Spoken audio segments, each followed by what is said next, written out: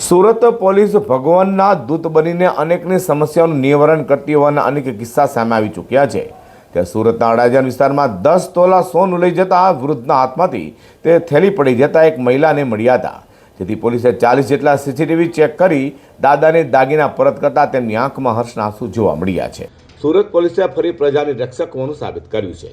સુરતમાં ફરી સુરત પોલીસની કામગીરી આંખે ઉડીને વળગે તેવી જોવા મળી છે।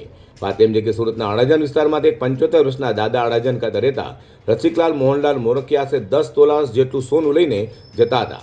તે દરમિયાન રસ્તામાં ક્યાંક પડ્યા હતા, જેથી દાદાએ તાત્કાલિક અંગે પોલીસને જાણ કરી હતી, જેથી અડાજણ પોલીસે પણ ત્વરિત તપાસ શરૂ કરી હતી અને સર્વેલન્સ સ્ટાફ દ્વારા 40 જેટલા સીસીટીવી તપાસી એક મહિલા લઈ જતા દેખાતા તો મહિલાને શોધી કાઢી હતી। મહિલા પાસેથી દાગીના મેળવી પોલીસે દાદાને પરત કરતા તેઓએ અડાજણ પોલીસનો આભાર માન્યો હતો।